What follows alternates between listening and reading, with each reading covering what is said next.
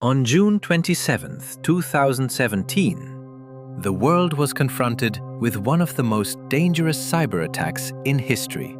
Black screens, systems suddenly shutting down, airports disrupted, and major ports brought to a complete standstill. At first, everyone assumed it was just another ransomware attack, one that encrypted files in exchange for money. But the truth was far more terrifying, because the attack was never intended to make a profit.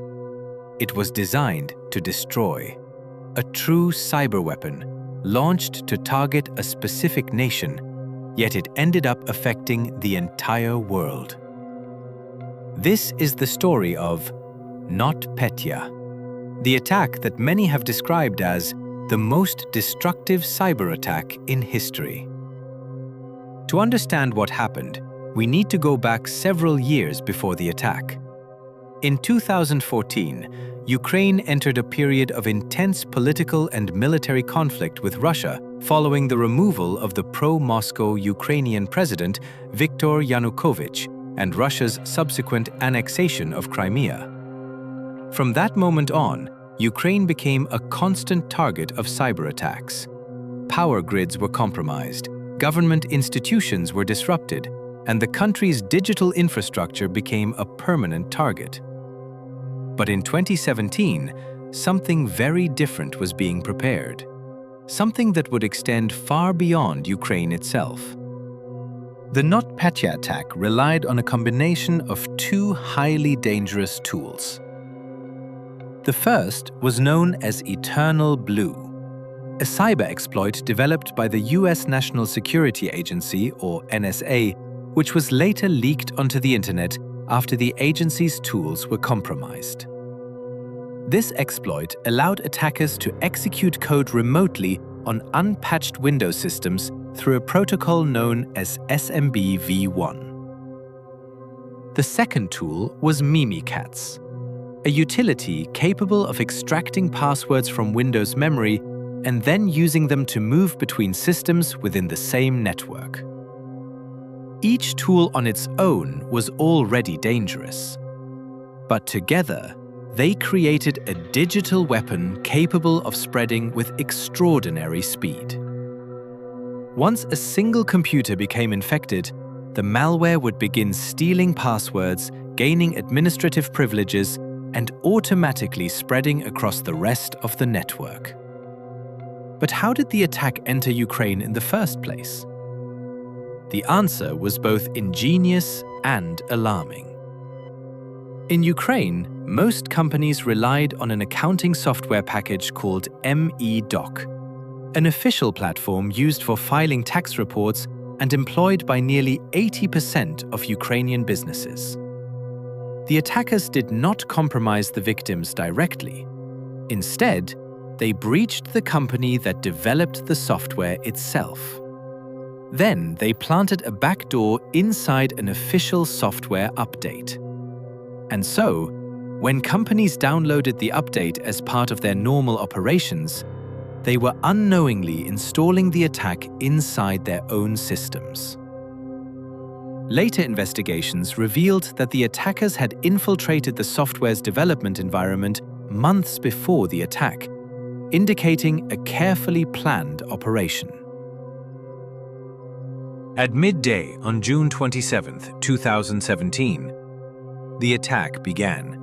Within minutes, Ukrainian banks were disrupted, airports were affected, power and energy companies suffered damage. Even some monitoring systems at the Chernobyl nuclear power plant were impacted. But the real disaster began when the malware escaped Ukraine's borders. International companies with offices in Ukraine carried the infection into the rest of the world. And suddenly, organizations across Europe, Asia, and America began experiencing major disruptions one after another. On the screens of infected computers, a familiar message appeared. Your files have been encrypted. Pay $300 in Bitcoin to recover them. Everything looked like a typical ransomware attack, but experts quickly discovered that it was nothing more than a deception. The email address used to communicate with the attackers was swiftly shut down, and there was no real mechanism for recovering encrypted files. Even if you paid the ransom, your files would never be restored, because NotPetya was never a financial extortion tool. It was a destructive weapon disguised as ransomware. Its true purpose was to erase data, cripple systems, and create as much chaos as possible. Among all the victims, one story came to symbolize the scale of the disaster. The global shipping giant, Maersk, one of the largest shipping companies in the world and a key player in global trade. All the attack needed was a single computer in the company's Ukrainian office running MEDOC. From there, the malware spread throughout Maersk's global network. Within a short period of time, 17 Maersk ports and terminals around the world were affected. Cranes stopped operating. Booking and shipping systems went completely offline. Employees were forced to rely on paper records, WhatsApp, and personal Gmail accounts to keep operations running. The malware even destroyed the servers responsible for managing the company's network infrastructure, the domain controllers. For a time, it appeared as though the company had lost its entire digital backbone. As emergency response teams desperately worked to restore operations, they discovered something remarkable. A single company server in a small office in Ghana had survived the attack. Not because of advanced protection, not because of a brilliant security strategy, but because of a power outage. The server had been disconnected from the network while the malware was spreading. And so, that one machine became the company's only hope.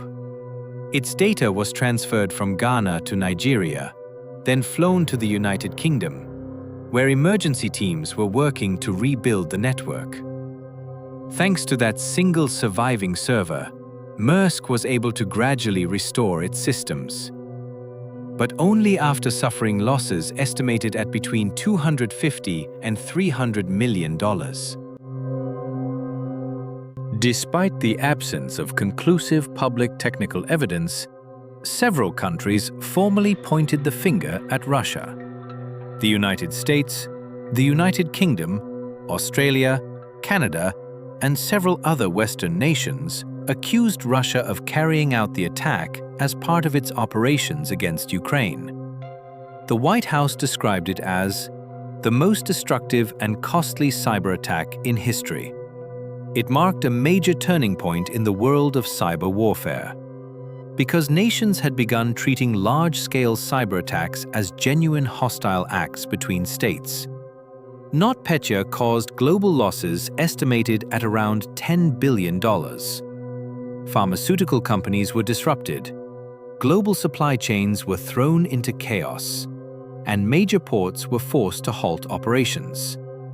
And all of it began with a routine software update.